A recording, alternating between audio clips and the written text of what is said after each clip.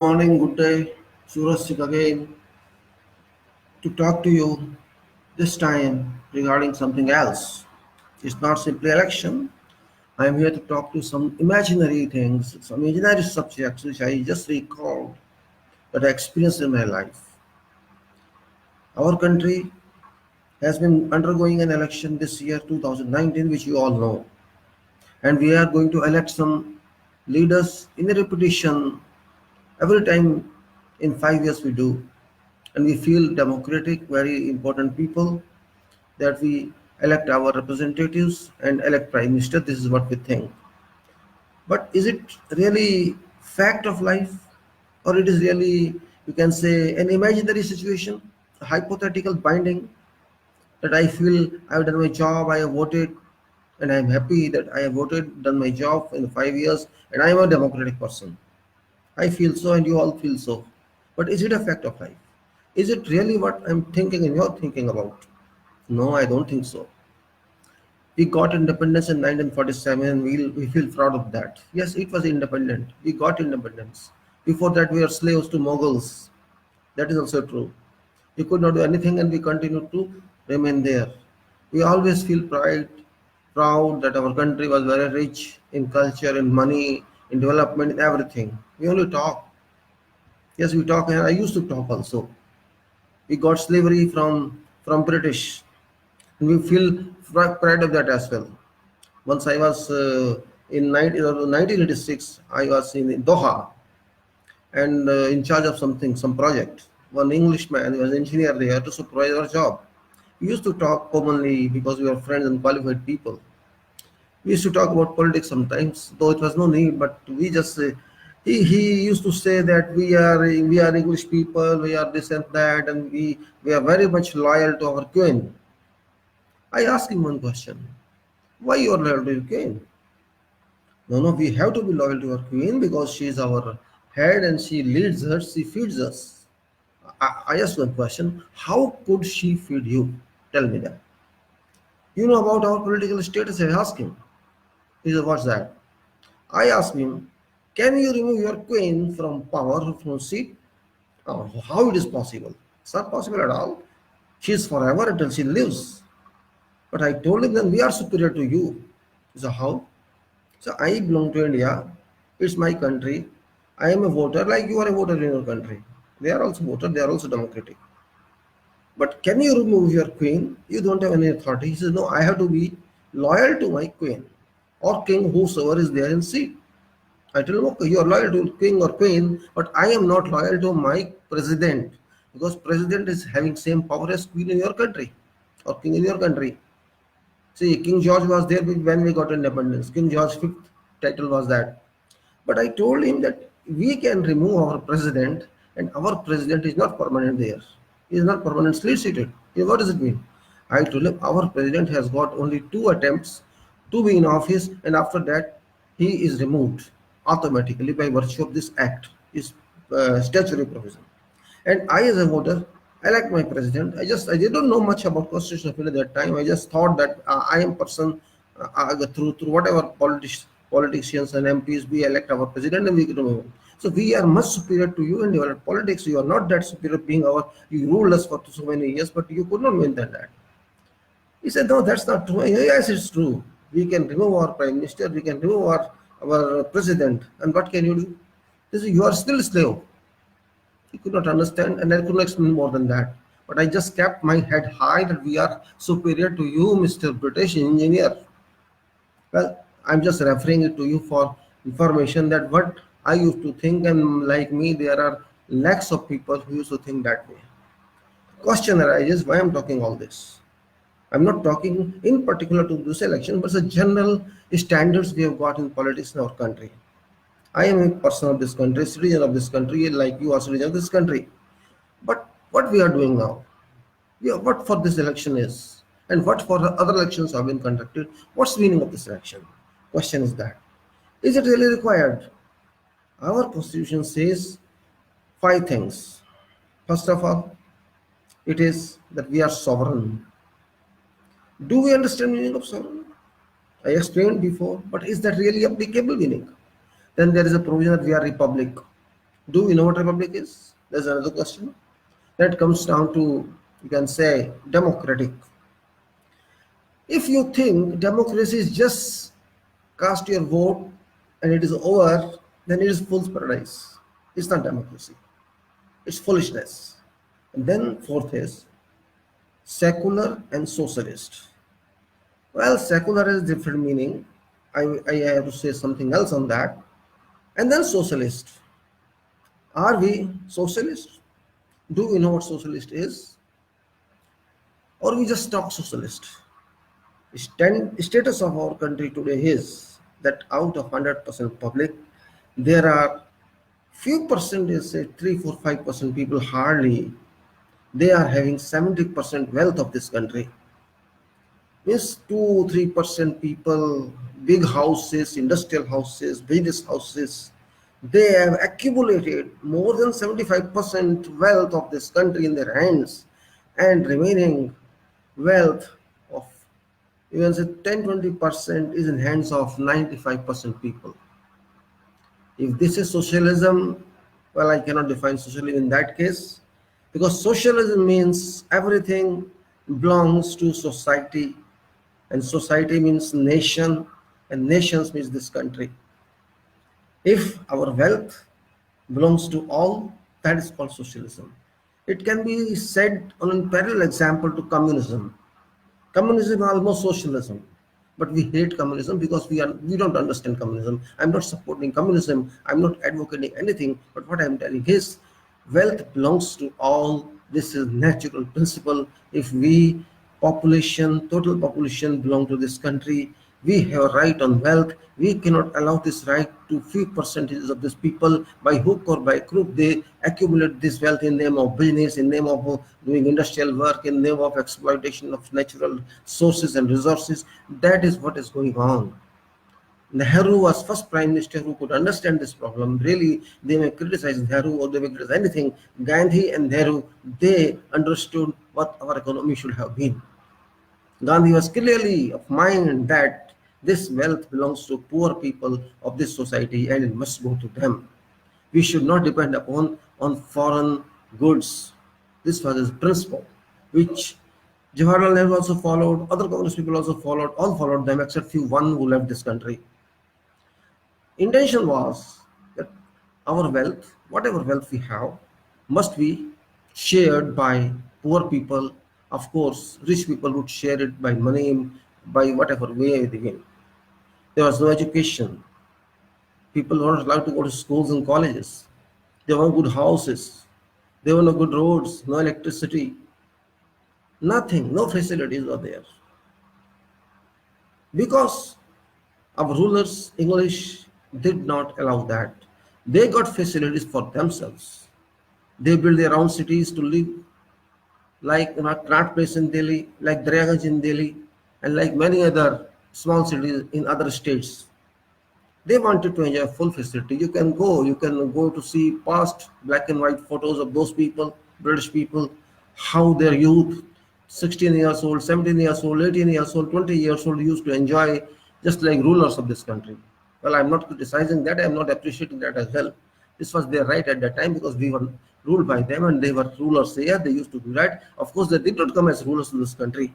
If you go through history of this, our country, start from 1600 onwards and see how these people could come here. Once I was in England, that was in 1985, on a visit for 15 days. And I met one old person and he was just talking about our political situation in those days. Rajiv Gandhi was in charge, he was a prime minister. And when we start talking this, and he said something about Independence Day. He said, I was very sad on that day when you got independence. I'm really sorry, but it is a fact that you people will not be able to manage your country. It was right. I could not understand that time because I was too young. But he said, we were not happy the day you got independence.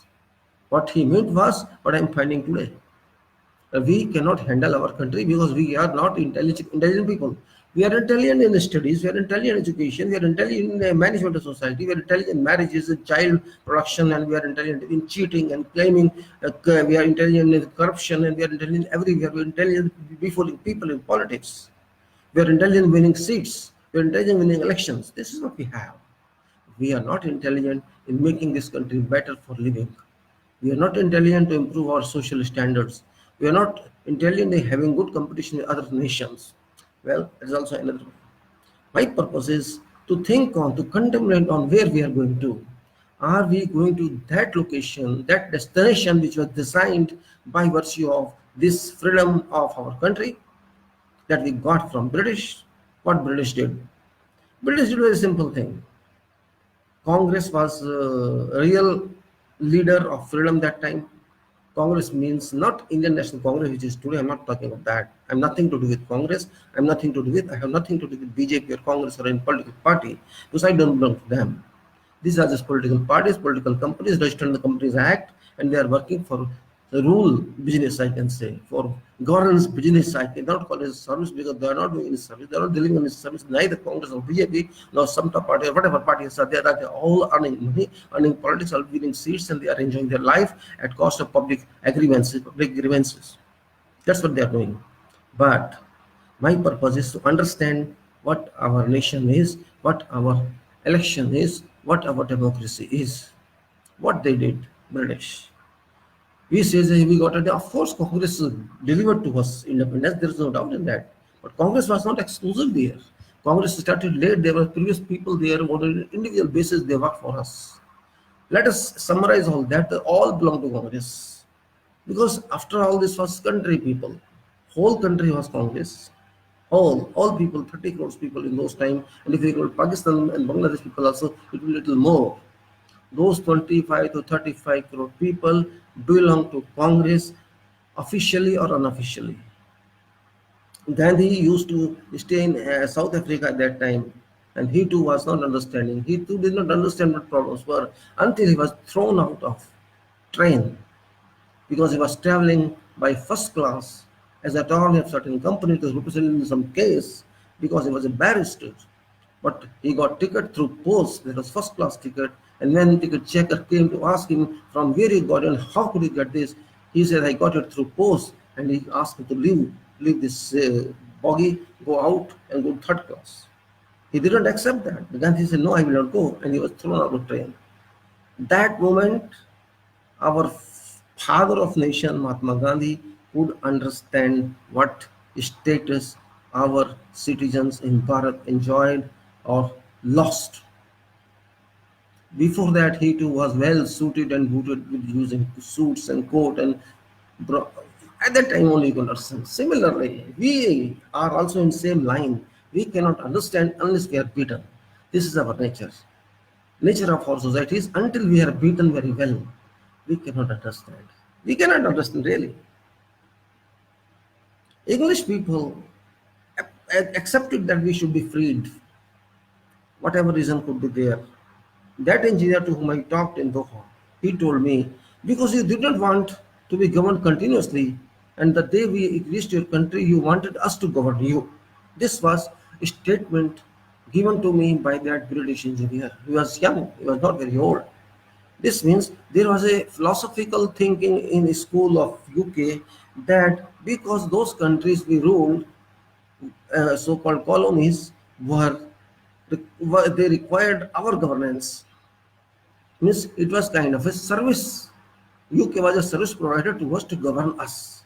Governance they considered as service, and we were clients, they are clients, and they used to us, you delivered to us governance services. This was that statement. Means this was an understanding among students, among teachers, among educational professionals in UK that India or Bharat they were governed by us because they paid to us for this governance as service providers. And that day we said, no, we don't want you. You leave us, go. We left India free and came back because we were not required anymore. This innocent statement was given. They were not told that what you can say atrocities they caused onto our innocent people, kids, old women, whatever crimes they committed on us, there is no indication among that society. But that is not issue here. Question arises why India was broken that time. The British knew that There are two main communities in our subcontinent because India, Bharat was called a subcontinent. It's a very big area. So our subcontinent named India, Bharat, was comprised with mainly two communities, Hindu and Muslim, so-called Hindus I should say, not Hindus, so-called Hindus and Muslims, and other communities such as Sikhs and Muslims and Jains and Parsis and whosoever, Christians. They were in very minimal population, minimal strength. So English people wanted us to live separately, separately in the sense that because Muslims were in minority, they should be protected by majority. Anyhow, on whatsoever it is, I'm not going into details of that because after all they were foreigners. They did not want our good.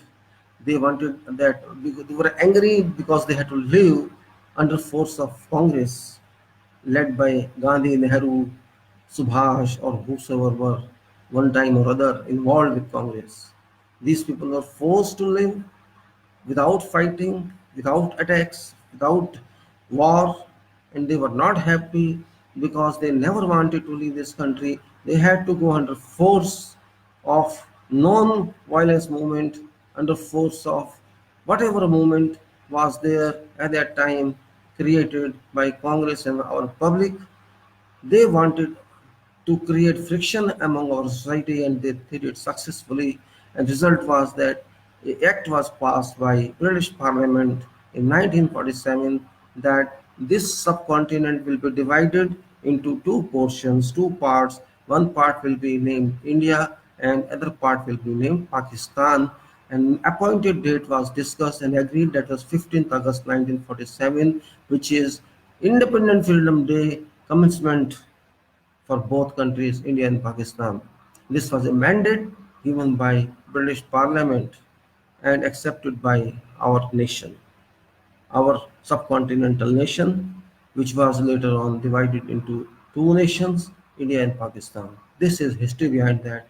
And we were forced, but this was a good job one way, if you see. British people could understand very well our strength. They broke us, of course they broke us. But one thing they did good, which our people cannot understand. This is India Independence Act 1947, which makes us two countries. If you see, there were 350 states, princely states at that time, in Indian portion, and 150 or more in Pakistan portion. Our states could not identify itself as princely states post-independence. This was mandate in that law, in that Parliament Act, India Independence Act 1947, which was a really brilliant idea. Our political analyzers, our political leaders, and our political public are unable to understand. If that would not be there, still we would have been 350 nations, states, princely states. But it is greatness that those people were really, maybe they could not understand that time, but they granted us something, and we were forced that we had to live in this situation to comply with this act, India Independence Act. And this act mandated two nations, India and Pakistan. There were problems in our people. In India, three states don't agree. One was JNK state, one was Junagadh state, and one was Hyderabad state. Our people could tackle Hyderabad and Junagadh one way or other. The problem was about JNK because JNK was a Muslim population led by Hindu named king Hari Singh. It happened that way. Hari Singh wanted to stay separately as an independent nation. He talked to George V, King George V of UK. He talked, he went to him, he said, please make another law for me or make amendments to this law, Indian Independence Act. I want to stay separate. But King George V says it's not in his power because Parliament has already approved that, British Parliament. He had to manage.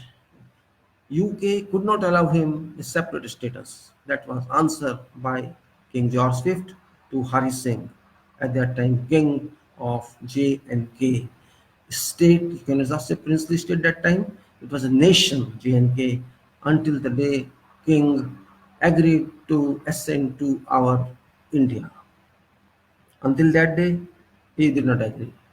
There was no way out for him to maintain a separate nation status. And when Pakistan people attacked, Pakistan people means formally not Pakistan people, but Pakistan community, Kabila people, nomads people, Gorilla people, they thrashed area of Jammu and Kashmir, killing people, looting shops, looting businesses, raping women. This King Hari Singh was scared and he sought help from Indian Governor General Lord Mountbatten to support him, prevent his people from this war. But Lord Mountbatten strictly stated, "You are not our country part, you are a separate nation. Under UN Charter, we cannot assist, we cannot extend any support to you until you join us or you access to us." This king said, "No, I know about that management. After all, UN Charter is there, and that time it was just initially 2 years old UN, and we had to comply with that." He sent a letter through some message or telegraph or something that, "Okay, I am coming to you, don't worry, and I'll be part of you as access nation." But there were some conditions on instrument accession, which I'm not talking here, and because that's not an issue here, I'm just referring to this incident that happened that time. Well, it's happened. Why I'm talking to about you? There was some problem in law. And now they are claiming that Sardar Patel did this and Nehru did this and Gandhi did this and they did unified this. No, it was forced to be unified. You had to be unified. This was recommended under that act. They did nothing special. And whatever unification was done under that mandate, and royalties was paid to all princely states. 8% royalty was decided under agreements. All states entered into agreement with government of India at that time. They're irrevocably paid because they were charging taxes from their people in princely states, and that taxes belong to government of India now because government of India rule all over territories of those states. However, that is also a different issue, which royalty payment and privy purse it is called under the Constitution of India. They had privy purse and titles of those kings and nawabs were abolished by Indira Gandhi, which was a big achievement of that period. Indira Gandhi abolished princely titles like kings and nawabs, and she scrapped privy purse royalty, which was paid to those kings and nawabs. She nationalized banks at that time because banks were also owned by private parties, industrialist businessmen, which she didn't like. So, this money belongs to people of this country. Therefore, banks, 14 major banks were nationalized by Indira Gandhi, and she got a big name because of this, which these Jansang people, Jansang I call Jansang, if you remember, BJP is another name of Jansang.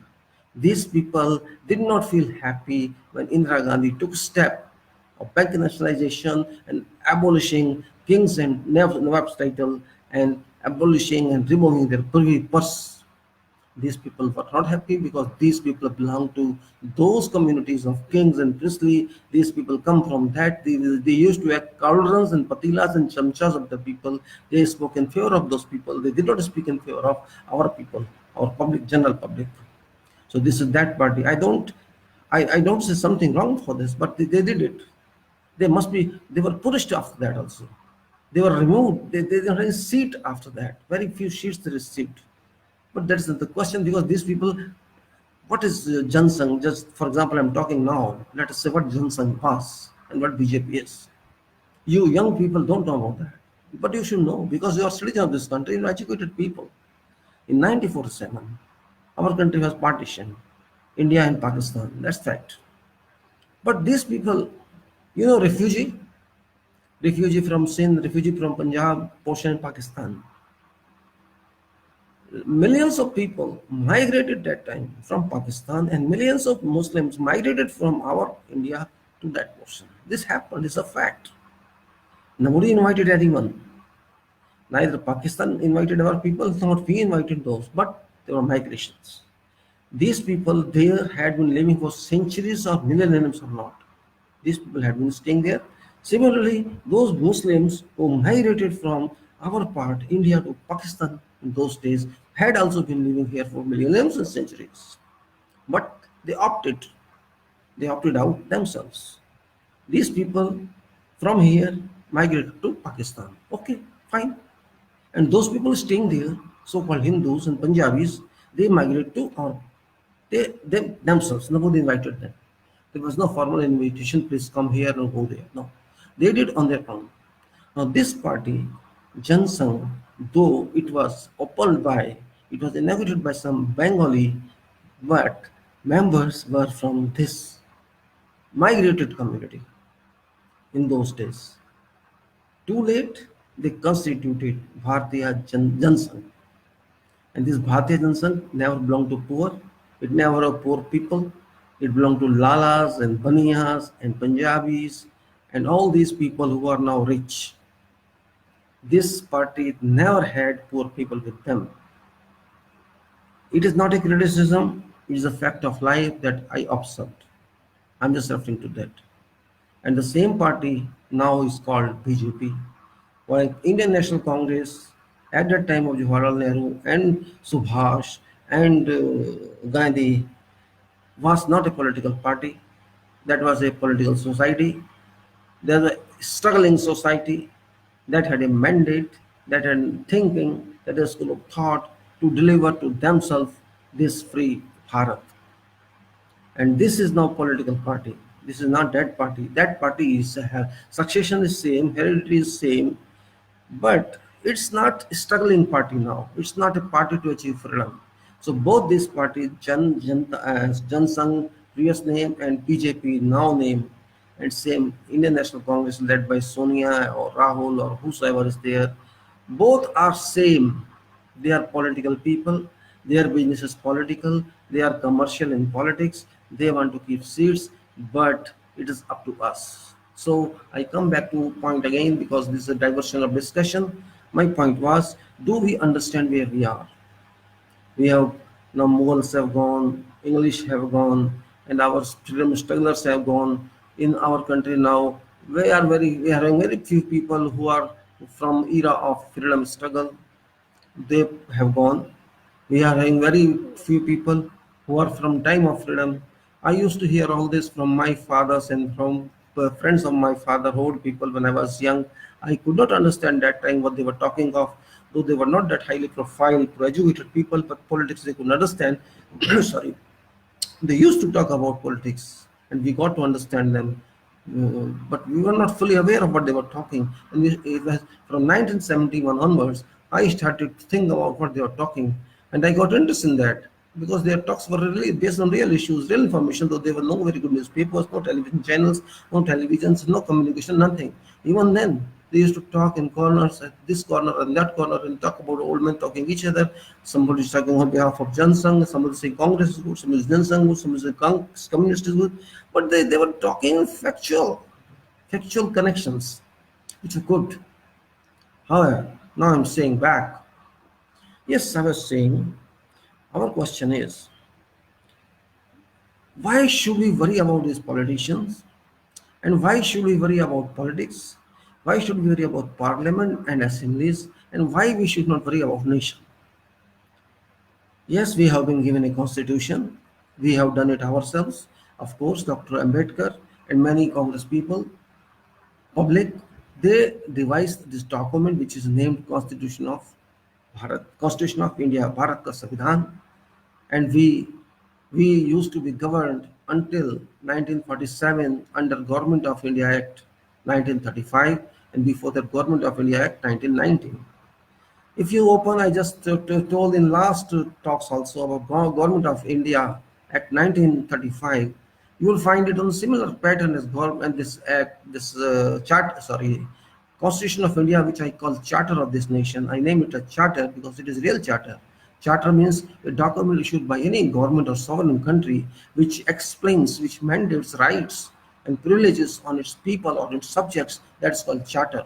Charter means of rights, definition of rights, description of rights. So Constitution of India is nothing but a charter of its citizens, charter of its governance, charter of its management, charter how country moves, how country runs, and how country has maintains international relations with other nations.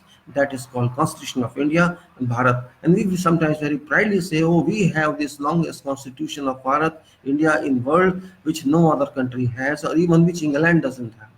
This is our misconception and misunderstanding. Even lawyers don't understand that because they are not taught charters. If you see syllabus and programs of advocacy or lawyers in nowadays, you will not find any chapter that includes charter explanation and charter talks.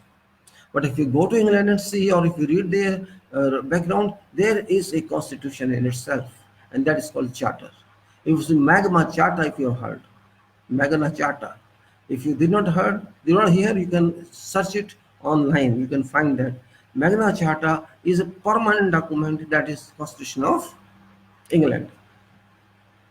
Our only fact was that Government of India Act, which we named as Constitution of India with inserting many amendments, which is here now in our form, Constitution of India, that rules us. That is our first law. Of course, we were very good. We were very happy. We have a high degree of pride that we have a Constitution of India, which is longest document in the whole world. If you see American Constitution, which is the smallest one, if you see law there's implementation of law. And if our Constitution of India is the longest one, and if you see implication of law, implementation of law, you'll find non-existent. This is the difference. We have a charter, we have a constitution, we are proud of that, we salute that, we stay under that. But where we are under that? If we cannot understand our constitution, our permanent law, our basic law, our national law, and we say we are happy with that and we feel proud, it is emotional statement. I don't believe in emotions and sentiments, because emotions and sentiment are meant for family, not for public, and not for nation, and not for world. If I stay in emotions and sentiments, I cannot work.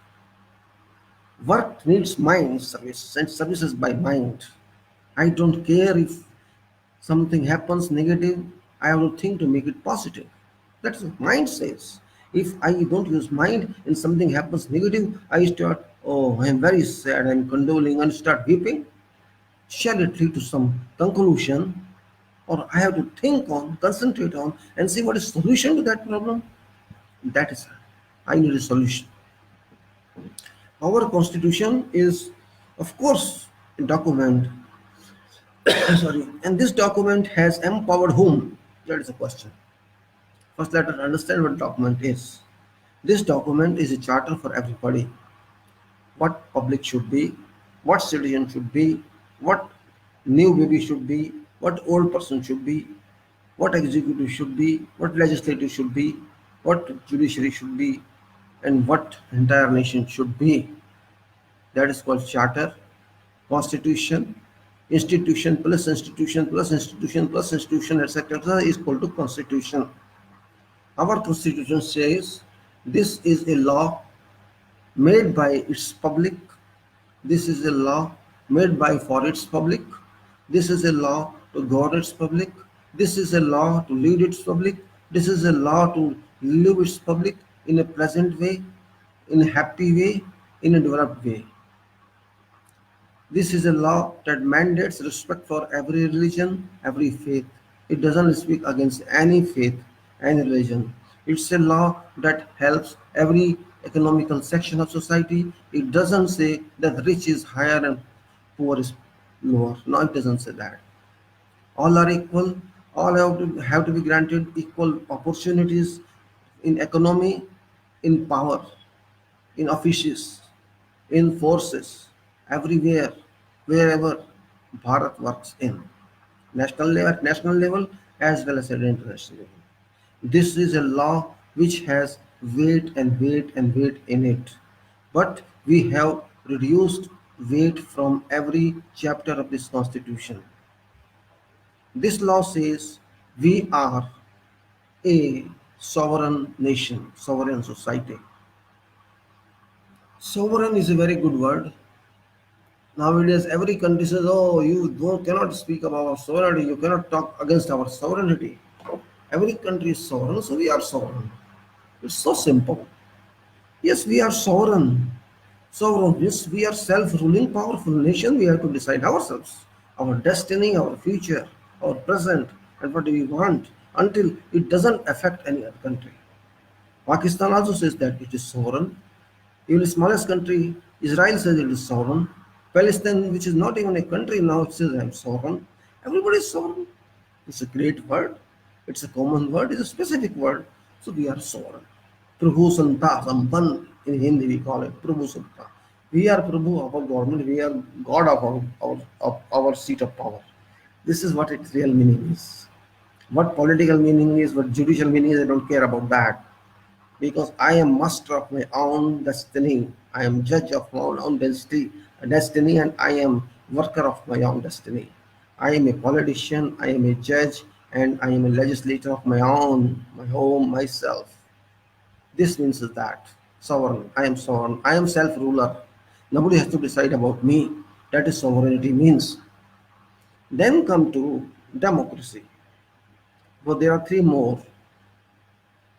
Democracy says you have to make rules for yourself and be ruled by yourself and be ruled for yourself.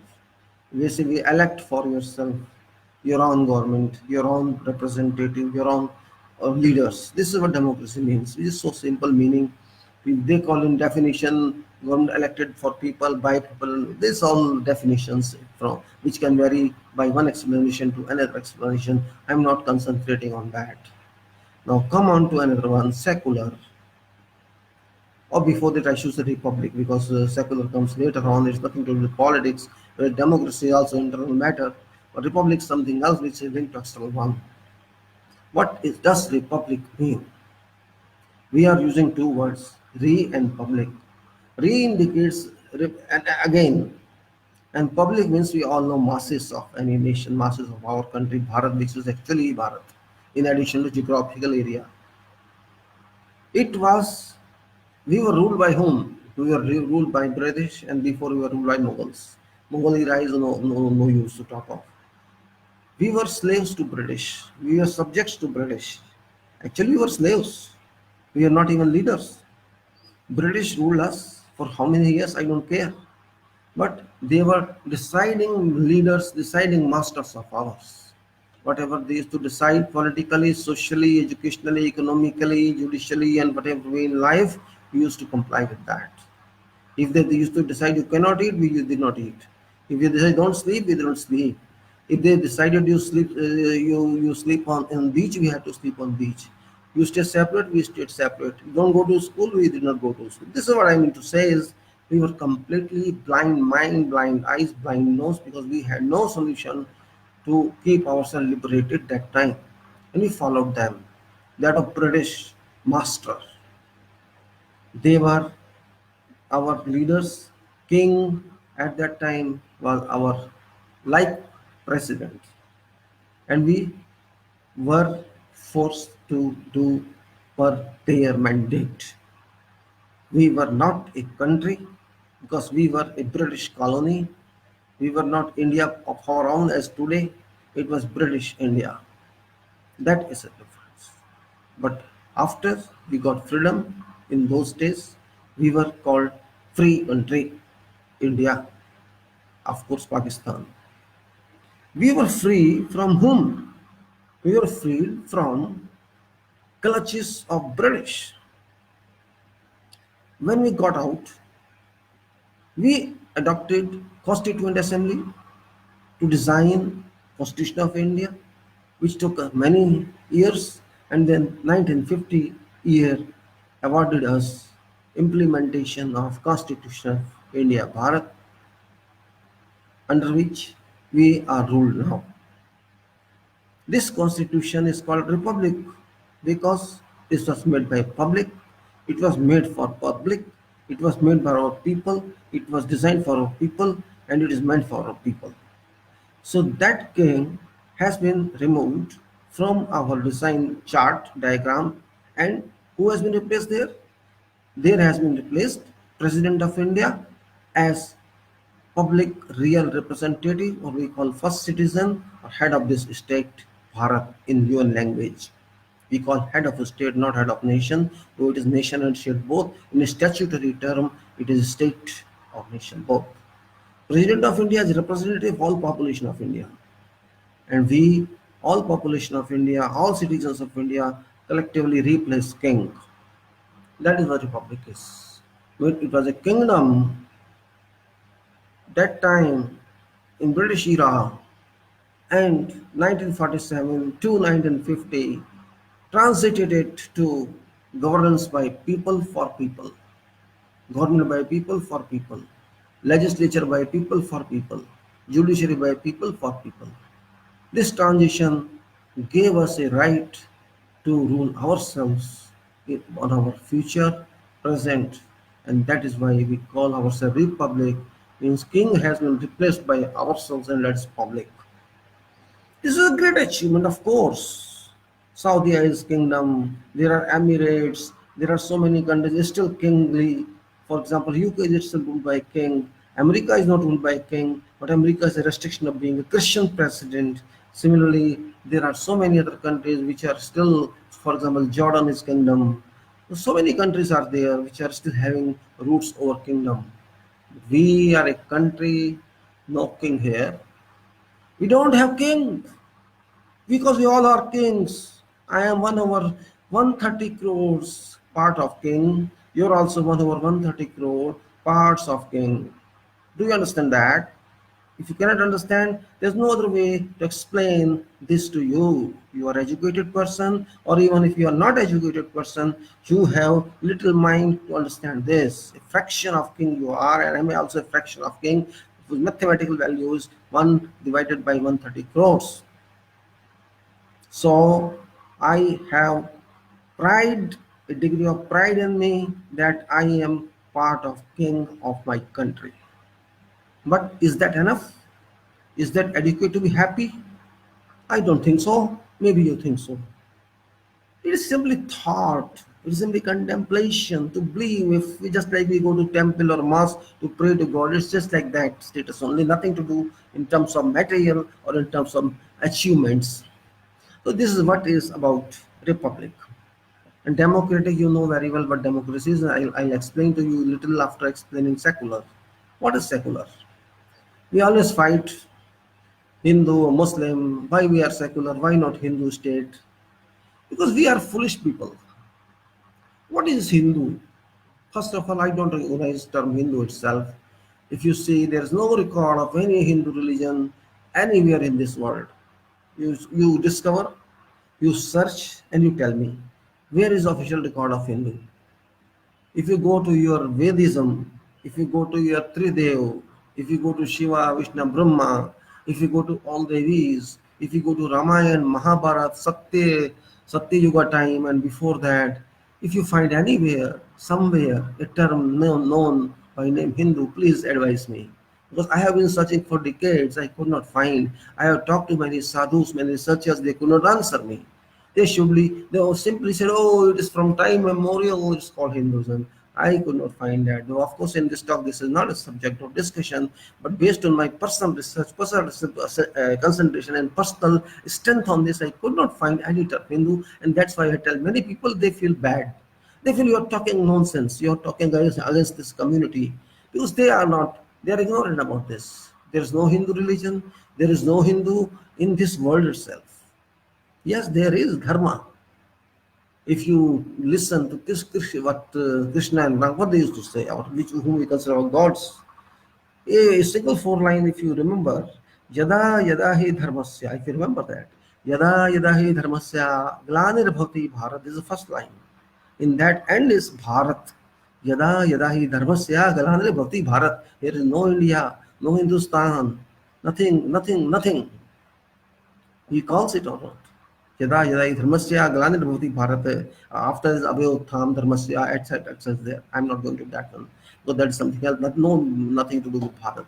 What I'm stressing is Ram also used word Bharat. Krishna used word Bharat. All Devis and Devas used word Bharat. And that Bharat was different. It's not this Bharat, geographical Bharat. No, this very small piece of that. Bharat was referred to Earth, planet, Prithvi, Earth.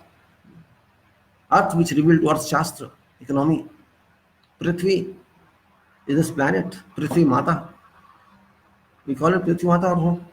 We call Bharat Mata, but Bharat is whole Prithvi. At that time, its complete planet was Bharat.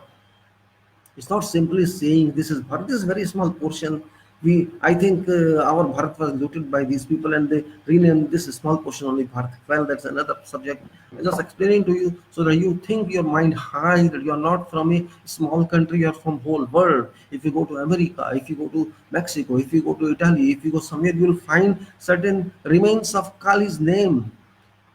Kali, Mahakali, you call it, or Parmeshwar Kali, whatever you call it, Kali Devi, is still there is reference of that. In America, they see, use it in horrific shows, in horror shows. They installed Kali on their tower one time. They know Kali. Italy people know it in the name of Aztec. Mexico known as some other name. Everywhere it is known. You go to Far East, you go to somewhere else. This means there are traces of dharma everywhere. If you go to Israel, you see symbol. What symbol they adopt in their flags? You know this is called Mark of David, and we call here Mata. Double triangle. One triangle where is apex on upper side, other triangle apex downwards, which are indications of males and females organ connections, all the yoga. If you see that triangle, double triangle, that name is Mark of David. David, the history of in the history, and now we have a strength of Mata that's called. You know what I'm talking about? Double triangle. This is this triangle, and then another triangle. If you see here also, it is there somewhere. If you see some triangle, I cannot see in this chart itself. Yes, this one is that. You see this one. This is that triangle. Yeah, this one, double triangle I'm talking, Mark of David. I have used this all religions here for purpose of that I believe in knowledge, I don't believe in anyone. Because I have nothing to do with this dharmic singer, Muslim, Sikh, Isai. For me, all are human beings. Mark of David in Israel, and if you see other sign of Hitler, which is swastika, which is this one swastika. What to do with that? Swastika is there in international level.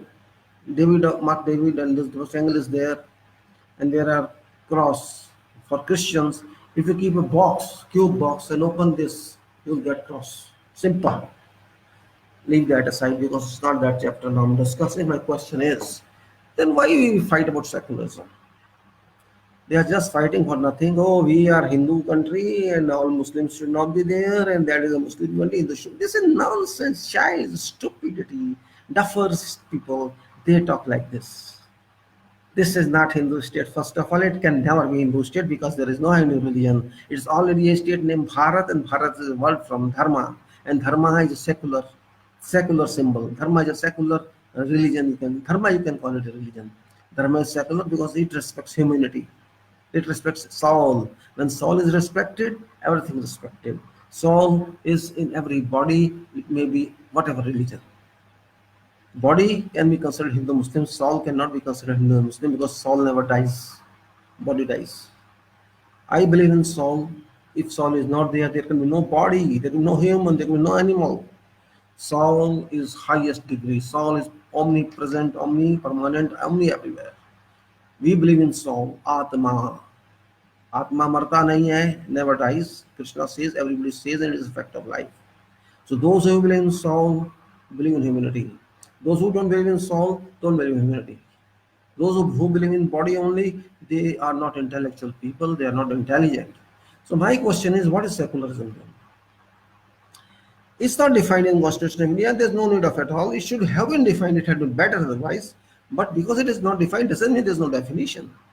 If you open dictionary and see what is secularism, it means whatever has been happening, has been ongoing culturally, religiously in your country or in society, that must be respected. If there's a culture in any society which is not bad, which is in pro human being, that must continue, that's called part of secularism.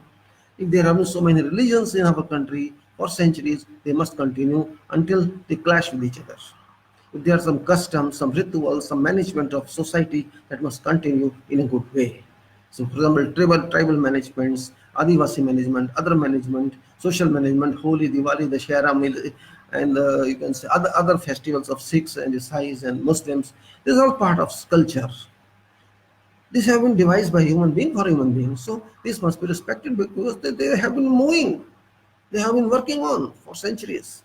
That is secularism. Secularism is not limited to Hindu, Muslim, Sikh, Isai, and religion and temple, mosque, and this and that. It is humanity, existence of humanity, support humanity, which is independent. That is why secularism is protection of culture, protection of history, protection of whatever was there, whatever belonged to you, until it remains safe and keeps others safe. That is called secularism. So better understand this. Don't depend upon what BJP says, what Congress says, and what others says. They're all dividing people. They want public remain divided, and I want public remain united. That is a different approach. It may be Congress, it may be BJP, or it may be someone else. They only want votes. They want nothing else. Now come back to other one.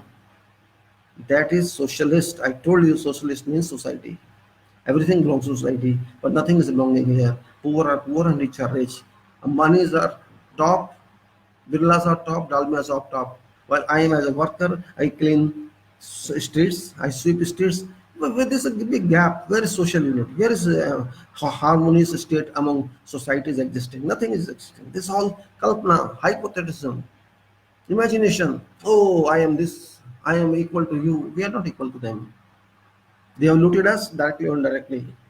Just imagine if there had been no workers, if there had been no workforce, what Dalmia, Ambani, these people, richest people, they would have done. Could they do themselves what they are doing? They could not do. It is because of a nation's public or other nation's public, one becomes richer. So they are rich. They are rich because of you and me. Of course, we are getting returns for that. But if we are not there, what happens in America if we go to stay in America or England or some Canada country from this country, Bharat? Don't you find any difference? Here, you are not even taking a glass of your own to drink. You are asking your servant, hey, get me a glass of water, clean my car, sweep my street, sweep my floor, these pots, clean it. You call or not? Oh, I have kept one maid, I am paying 2,000 rupees for 2 hours, and she is doing that to us only. They do. What when you go to Gulf countries, when you go to Canada, America, and this England, etc., advanced, so-called advanced developed countries, don't you do your service yourself? How many servants do you engage there? You cannot. It's so expensive. I have learned by my experience that a carpenter and mason charges 100 pounds a day in England. Here, 500 rupees, 700 rupees. There's a difference. That's what the difference is. That's what I'm saying. We are not socialist. We can't be because we are forced not to be. If we are socialist, we'll be happy country. In socialist country, nobody can be poor, nobody can be rich. There can be a marginal gap, a proportional gap, but not a gap existing today. One is having trillions and one is having nothing. One is having Manrega job, one is having 10 rupees, now they are giving 500 rupees to BJP wala, 500 rupees per month. And now Congress is coming, I will give this much. What is this? This is a pond where fishes are there fighting each other. We don't want this. Then so we have discussed sovereign, republic, socialist, democratic, and secular. Now question is, what is democracy? Big question mark. Are we living in this country? Is it really democratic? You think so? Does democracy means every 5 years go to polling booth, cast your vote, come back and do your work? Let people enjoy, those who are elected. And those who are not elected, let them fight with them. Let them compromise together and earn money by corruption, by means of corruptions. My democracy is not this. My democracy is different. My democracy cannot be limited to stationing vote. No, my vote is not a stationed vote. It's not a stationary vote. My vote is dynamic vote. Maybe you don't understand what I'm talking. My duty does not stop at casting my vote. It doesn't stop. It is a continuous process. Democracy is not a one-day process. My leader is not my God. MP to whom I elect is not my master. PM whom our MPs must elect is not God of this country. Opposition leader is also not our ruler. These are all our servants. I don't care what PM is and who PM is. I don't care who opposition leader is. I care for a person who helps me, my country, who thinks for all of us. He may be Modi, he may be Rahul, or he could be Indira Gandhi, he could be anybody, I don't care. One man cannot be master of this country. Constitution does not allow PM to be head of this country. Constitution does not allow opposition leader to have country. There is no specific mention of political party or political PM. to rule you. Why should I be led by one person? I led myself. I am led myself. I lead myself. My vote is my power, and I cannot use it the way politicians think. Politi- Political parties, political people is job for them, no service. Prime Minister is not doing service to us. Opposition leader is also not doing service to us. Nobody is doing any service to us. They have made us fools, and we are fools. We have to make them fools, but they can't be fools. They are talking as if they are our messiahs. They are our messengers of God. Are they? Why? How can I give power to one man? We are 130 crore people. We don't have power to rule PM. Why should I think there should be one person to rule me? If this man doesn't exist, country will go to hell. Same thing used to happen in Indira Gandhi time. If there is no Indira, there is no India. Was it not nonsense? Now they are saying there is no Modi, there is no India. Was it not? Is it not nonsense? What stupidity we have heard. This is intellectualism. Does education teach this? You don't have your own identity. It is my money. It is tax that is taken from us for safety of this country, for management of government, for running parliament, for running assemblies, for helping all us, for economical development, for political development, for forces development, for international development. My money, your money, not prime minister's money, not opposition leaders' money. These political parties have devised a system under which they rule us, directly or indirectly, by freedom or by force. Why should I be forced to elect a person from their design? Why? Why don't I understand that I am being befooled? It may be whatever political party, everybody is fully befooling us. Constitution does not mandate that. Nowhere in constitution of this country it is directed or ordered or mandated that elect a person floated by political party, because in constitution of this country there is no mention, no reference to any political party. There is no reference at all. There is no reference at all that you elect Prime Minister of India. There is no reference, no article that says you elect Prime Minister of India. There is no article to say that you elect President. There are not articles say you are bound to do this. It's free charter. My Constitution of India and your Constitution of India are same. I am free to elect any person, whosoever I prefer. I have full freedom to elect one person for my constituency from any candidate, whosoever candidate are contesting, and I can also be a candidate and you can also be a candidate. There is no restriction. These political parties have befooled us, and they are befooling us, and they will be keeping befooling us, because it is their job, their assignment for all. If they don't win, they can't stay. They loot us, they can't loot us. Therefore, why should I worry about them? Why should I say if BJP has to come back for 30 years or 50 years, this foolish Ahmed, what is his name? Not Ahmed, this Amit Shah. He says because we have to work for 30 years to make this nation. Who hell you are? What bloody authority you have got? Who gave you this nonsense talk? Same thing applies to Congress as well. Indira Gandhi used to say we will govern for 100 years. This he used to say in those days. Because in those days there was no Janasangh power and there was no BJP power and there was no political party much higher than her. There were no political connections which could remove Indira Gandhi in those days. Indira Gandhi was so powerful in those days. Indira was considered as she would never leave power. Of course she had to go. But in those days, there was no political opposition. There was only one party, Communist Party of India, Communist Party Marxists, who used to collaborate with Indira's Congress. And all leaders were removed from her, by her. Moraji was removed, all old Congress were removed. Means it was such a state that exclusively Indira Gandhi was master of this country and all were slaves. I'm not criticizing Indira Gandhi because there's no meaning to criticize. I'm just referring to you to learn a lesson from what happened at time. And the same cycle, that cycle is coming back again, like in the name of Modi, which replaces Indira Gandhi. They say, oh, if Modi is not there, country will not survive.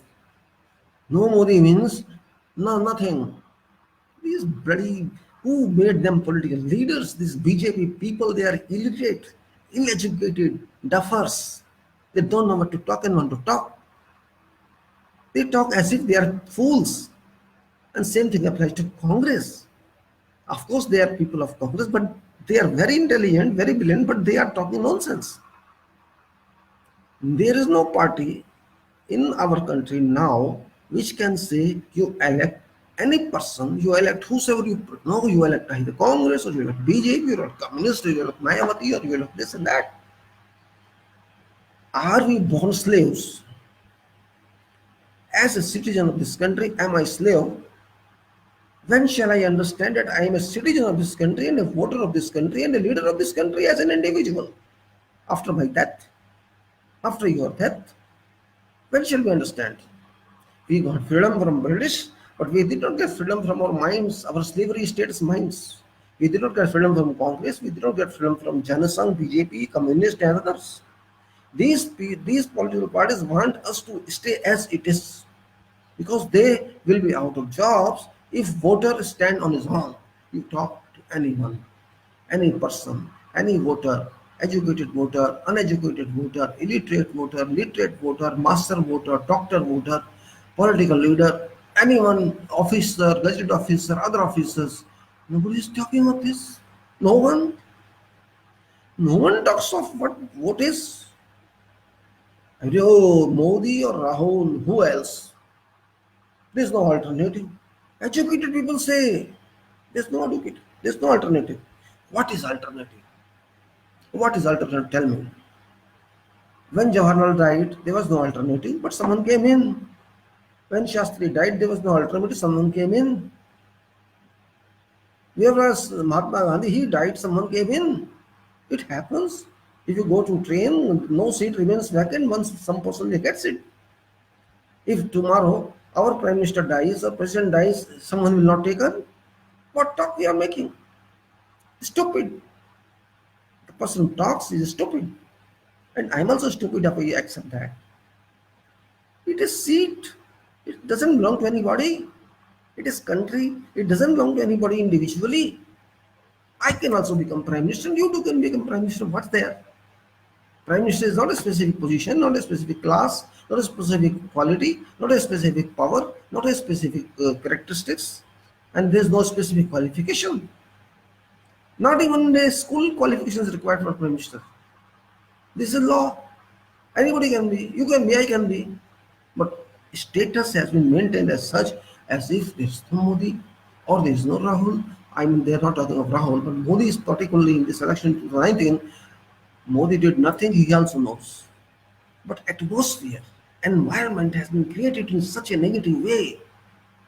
This or that, Modi or Rahul, these bloody full channels, television channels, and press people and YouTube people, they're all barking same like dogs.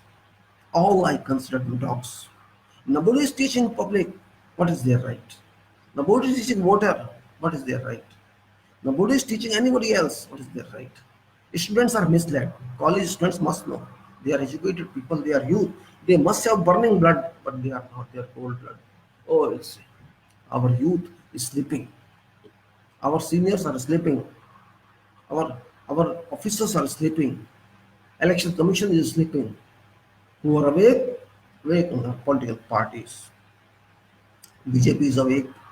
Congress is awake. Because they have to come to power. If Dr. Modi does not have this post, he is nowhere, no value, and he cannot stay without value. Same thing applies to Congress. If Congress doesn't win, it's no value. They say, oh, this is survival of Congress and this is continuity of BJP. It is neither survival of Congress, it's neither nor continuity of BJP. It is continuity and survival of ours, we people of this country. It's our country. I am honor of this country as an individual.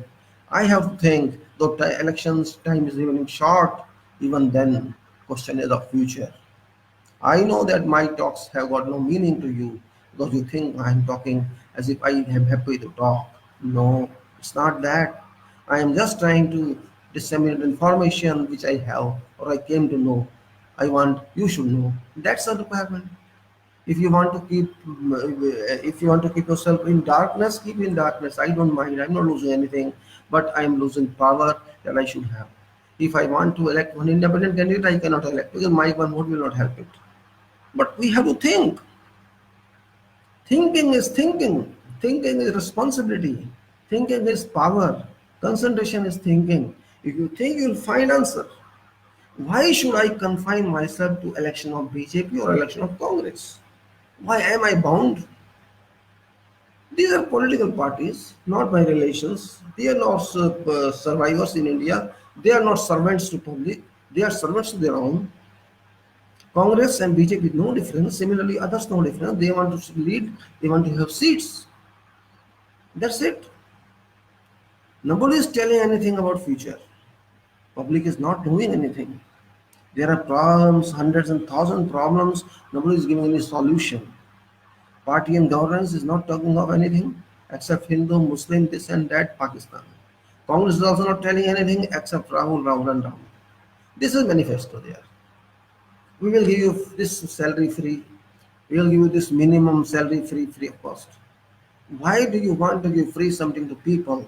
It's our money. Even if you give free, it's our people money. It's not your money.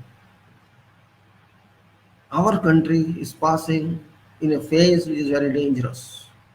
Our public is being befooled. We are being misled. The reason is behind that. Because we don't believe in reading. We don't believe in study. We don't believe in books. We don't believe in getting information. We don't believe in grasping knowledge. We believe in hearsay. We want to hear only. This is our weakness. We belong to same era before Mughals when Pandits used to tell something about religion and we used to hear because we were not happy to read.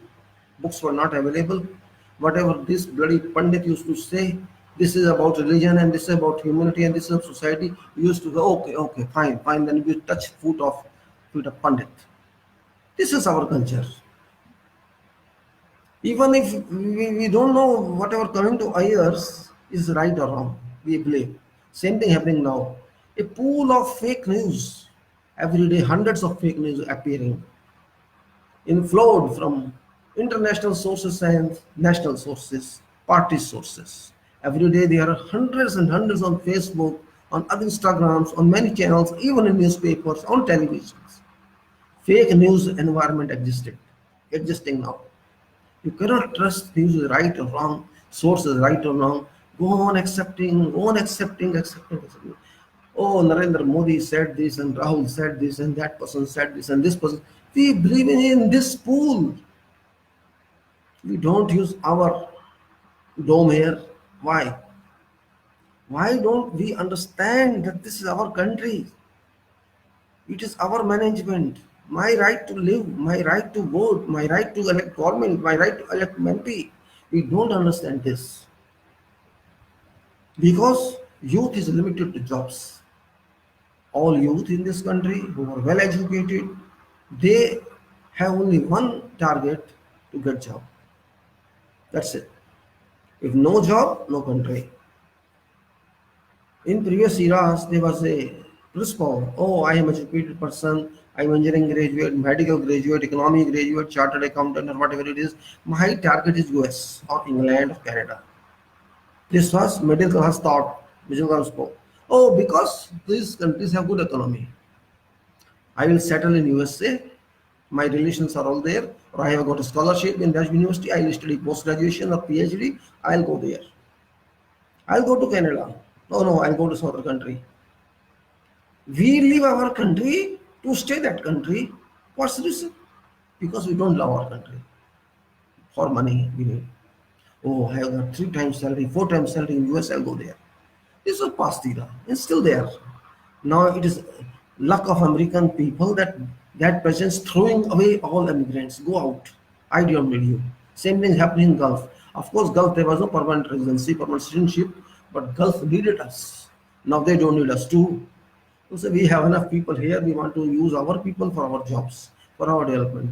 Though they are not able to do that, but still okay. There is nationalism. They can do that. Every country is right. So our lakhs of people are being thrown away.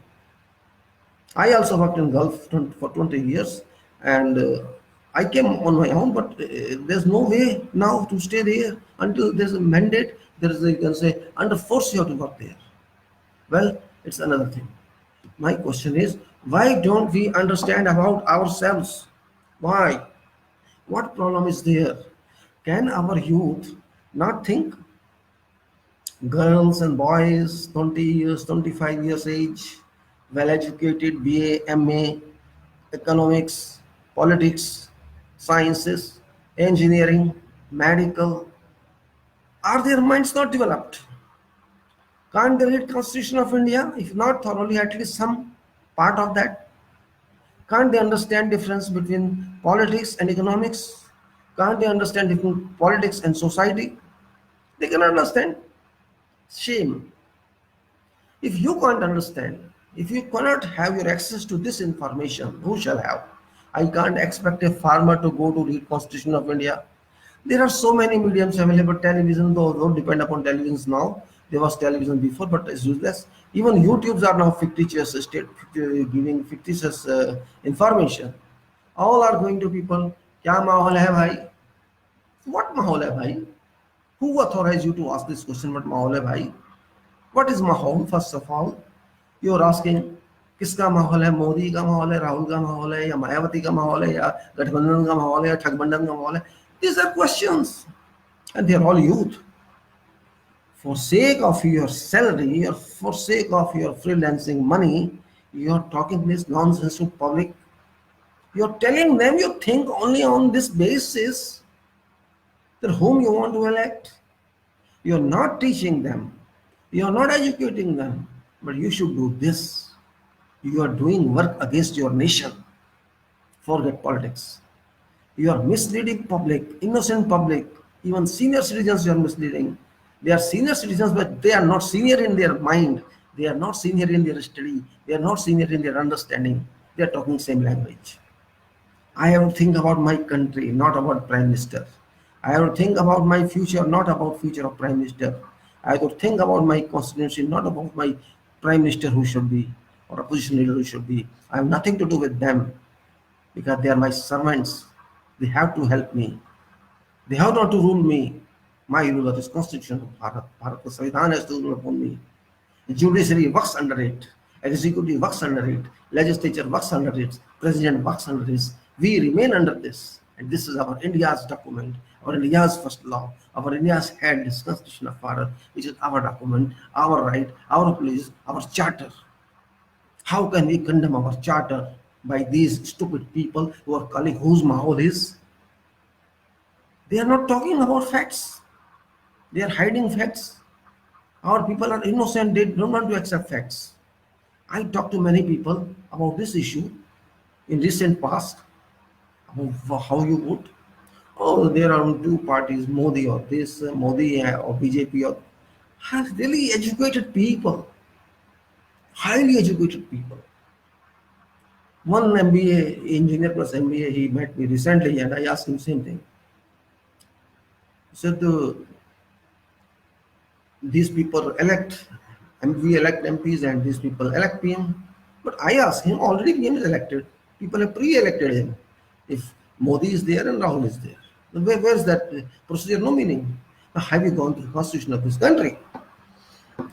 Engineering degree plus MBA, he says no. Why?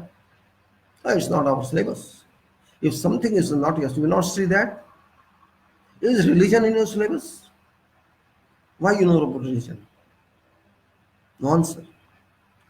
This man, when I explained to him, he could understand, yes, we are going to elect MP. But how many people understand this? I think none of you understand.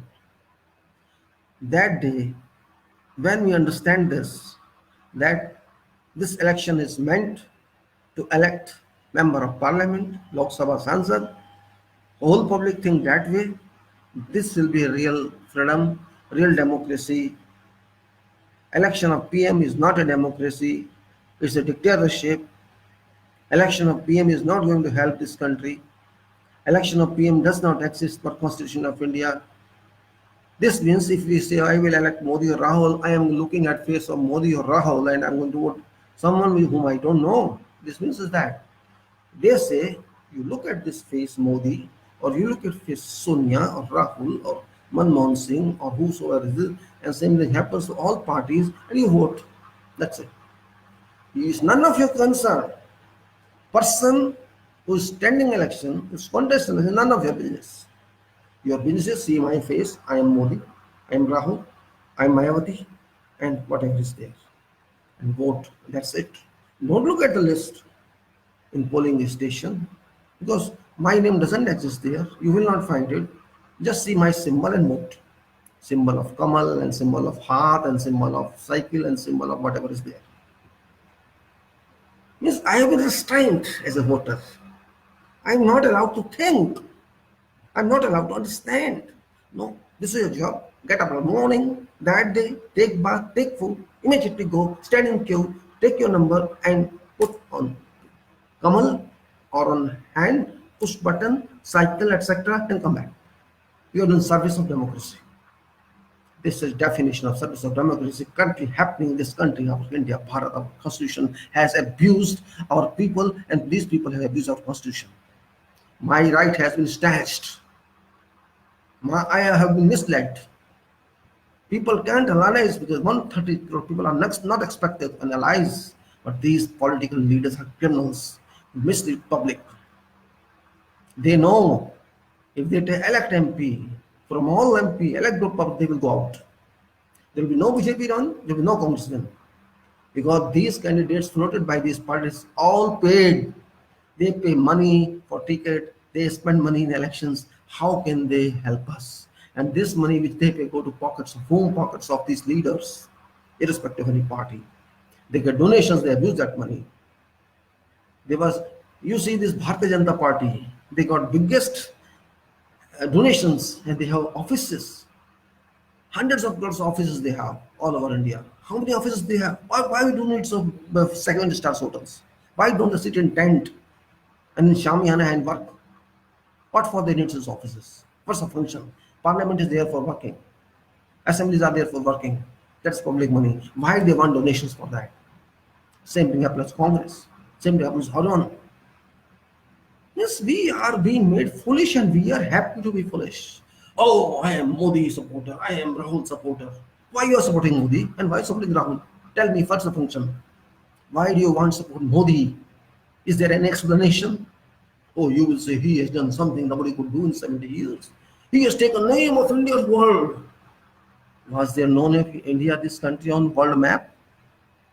Was there no name of this country in UNO? Was there no name of this country in non-aligned movement? What nonsense you are talking? This is not a new country. It's not born new. Who told you this mess? Modi is not there, nothing is there, and Modi did, nobody else can do. How can you say that? It's a foolish and stupid and slavery statement. Are you slave? And same thing to Congress supporters. Why you are saying that?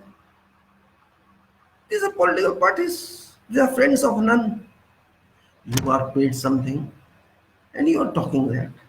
You are paid something. You are writing on Facebook. You are paid something. You are writing Twitter. I know you are paid 2 rupees per tweet. Similarly, you are making news on Facebook by payment.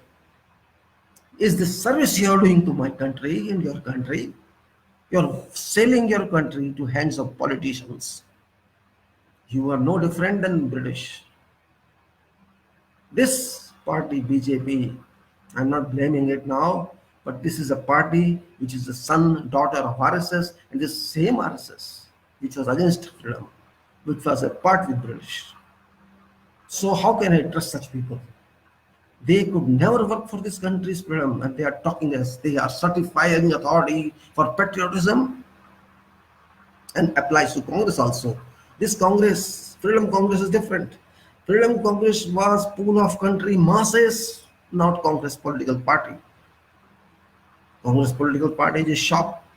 BJP is a shop. All political parties are companies. They are shops. They are selling to us customers, and we are paying them votes. This is only transaction. They need our votes to stay in power, and we gave them our votes to stay slaves. We will not be independent. We will not be free from our minds until we understand what we are, what constitution is, what voter is, what vote is, what my future is. My future and your future shall never be in hands of political parties and politicians, but their future should remain with us. This is what politics is. My future is not decided by political party. My future has to be decided by my own, but I have to decide political party's future. I have to see whether or not this political party suits me or doesn't suit me. And why should I depend upon it?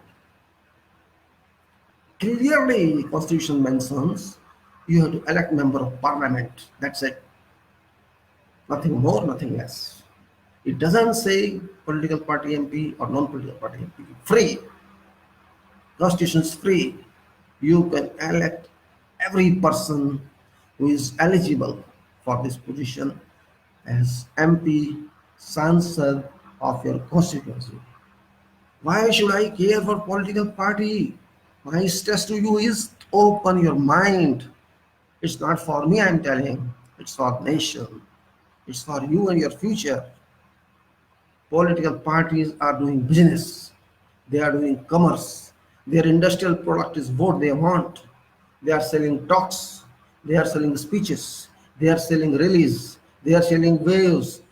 What they call Priyanka Herring's roadshow. Yes, they are selling roadshows. They are selling speeches, rallies. They are selling money.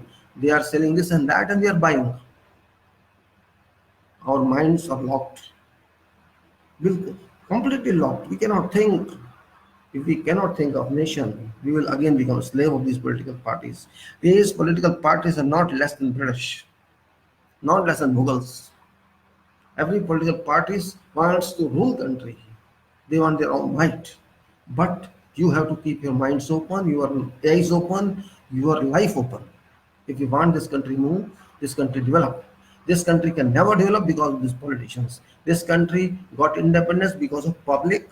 This country moved well because of public, and this country will develop only because of public, not because of political parties. Believe me, believe in God, one thing. Believe in these rascals, another thing. These politicians can never serve you. This is my challenge. That person who can serve you will never care about seat. Never. And the person who cares about seat, he can never serve. He may be from Congress, he may be from BJP. He can be Modi, he can be Rahul. I don't bother. If a person, a prime minister says, no, you have to keep me, he can never be a prime minister. He can never be a true person. He wants seat. You don't need a seat if you want to serve your nation. You don't need a seat, you serve. Who stops you? You can also serve your country. Who stops you? You can fight with this. You can struggle with nation. Who can stop you? You go to offices and fight with people. Who can stop you? But no, you want seat first. This is the difference. You are voter. Voter, simply voter doesn't mean voter only. You have to keep track of your politicians, whomever you are. I am saying politician doesn't mean political party politicians. A person who comes into rule is called a politician. I'm not naming politician or political parties. No. A person who becomes MP must be tracked. What he's doing, where he's going, what function is delivering to you, what results are coming in. It is your duty as a democratic voter.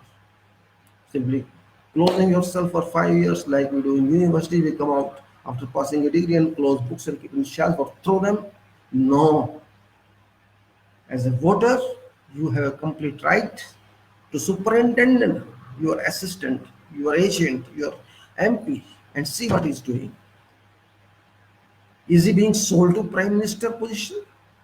Is he selling himself to support prime minister or to chief minister? It is your duty to see. They are called horse trading. Yes, they are trading. Political parties want to be in power by hook or by crook. Any political party, whosoever it is. It is a fact of life. Nobody is Harishchandra these days. No one is Harishchandra. Harishchandra time is more. There is no public service now left. They want being seat. That's it. Nothing else. And you are allowing them.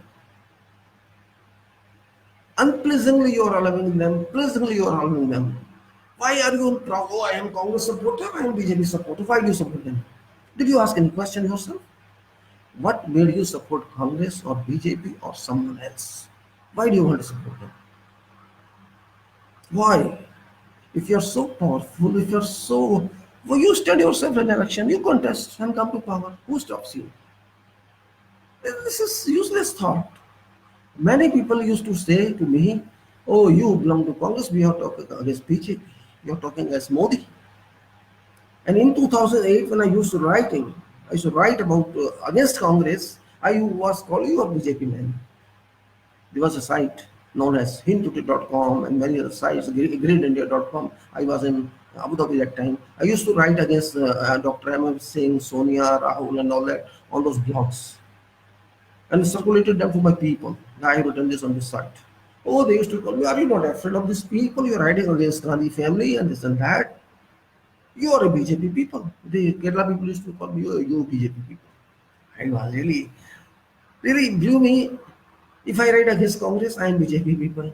If I write against BJP and Modi, I am Congress people. This is theory. This is your analysis. Don't you understand? The world stays outside BJP and Congress also. Intellectual things about property of country, not about propriety of parties.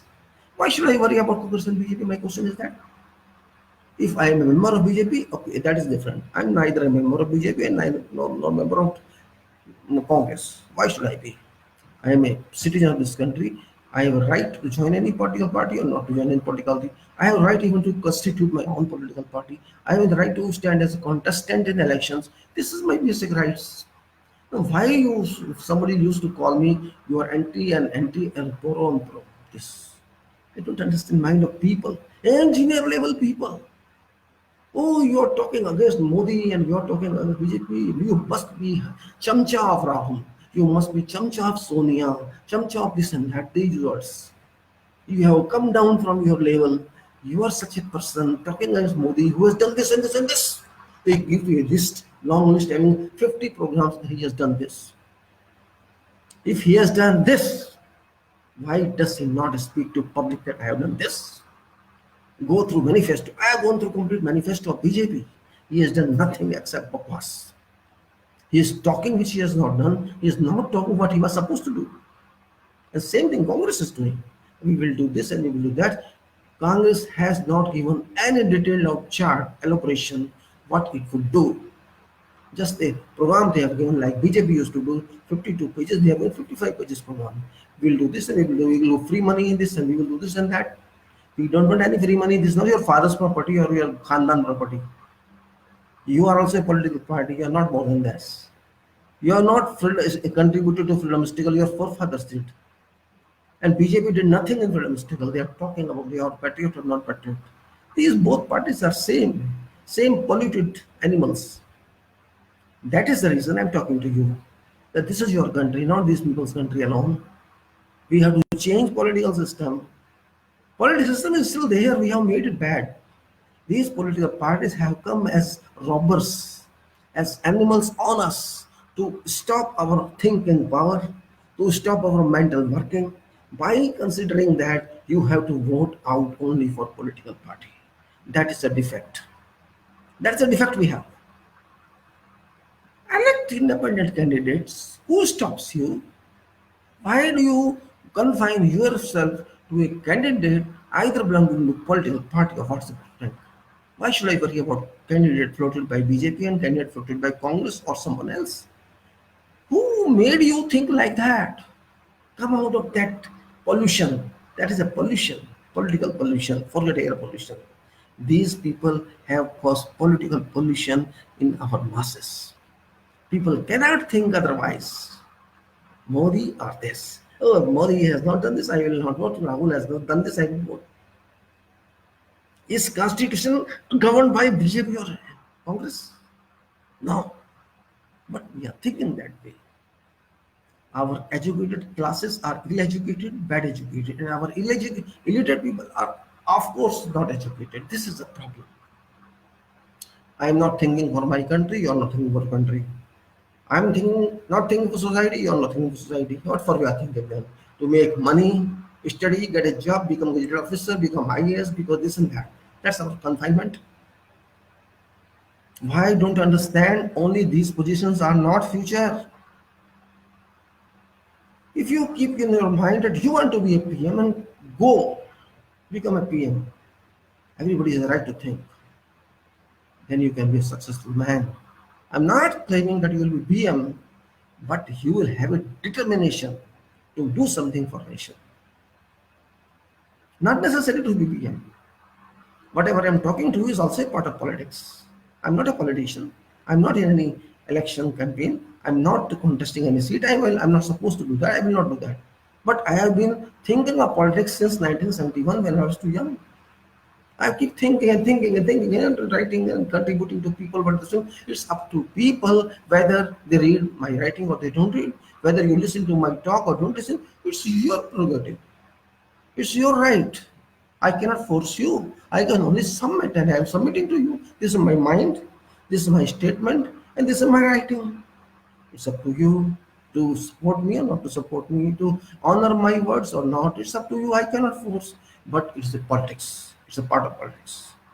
Education of politics is also a part of politics. Not necessary that you be part of election campaign. Not necessary you contest election. Making country better, advising country better is politics. It's a part of politics. You can talk to people about elections. This is politics. You can talk to people what they should do, how they should vote is politics. Unfortunately, in this election 2019, which is a very big historical election, shall be recorded in history, maybe this election is cancelled during the election period, could be. There's a possibility it is coming out from somewhere that this election is going to be managed by EVM manipulation. And this is a truth, this is a fact. This will be managed by someone. There's a pre-planned management ongoing to win elections. And there is a counter-attack also on that.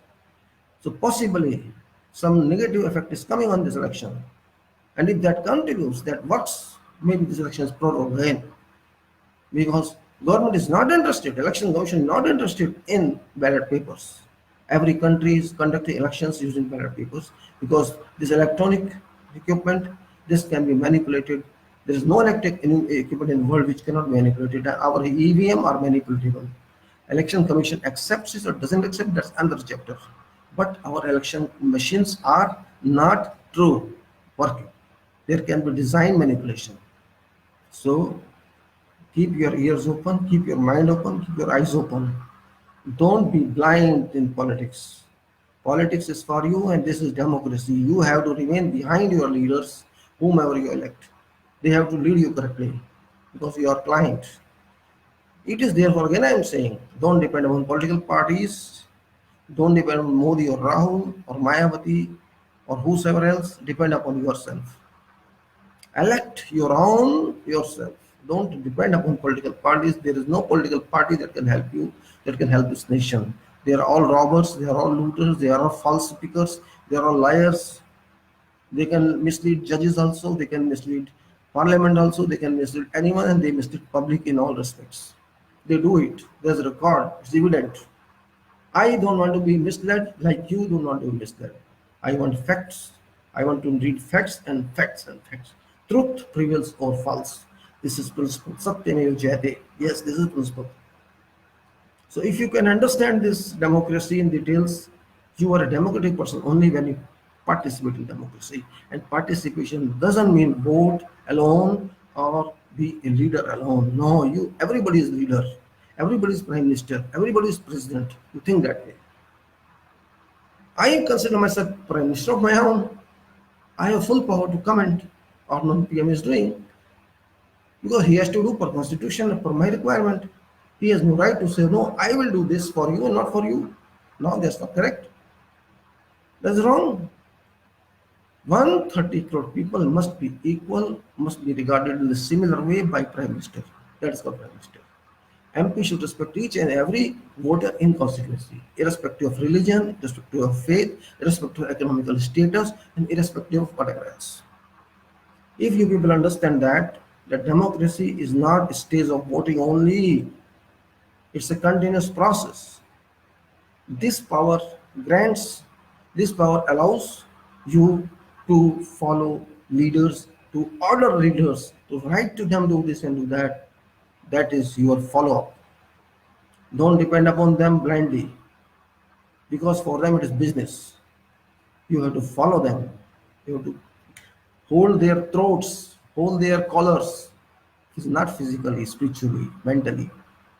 It is your right to see your country develop, to your youth get job, to see that harmony stays in society, peace stays in society, international relations are made reliable, continuity must be there, your family must be good, economy must be good.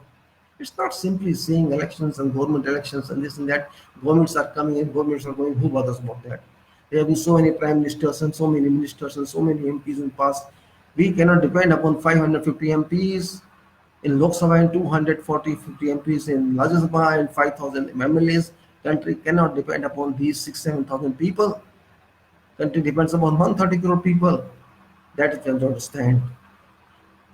I don't think I have to talk more because already it's more than 1.5 hours and my talk can never stop more than 5 6 hours. So better I close it now, conclude it. Just requesting you, oh, keep your minds open. Tell your people, your surrounding people, your contact people to think of democracy in a positive way, ignoring these political parties. If they, you can move that. If you can ignore these political parties will make amendments only then. Otherwise, they keep looting this country. They keep befooling you. All parties same. They think they can only work in democracy, they can only rule this country. This is what they think. Stop them from doing thinking such way because they are not our masters.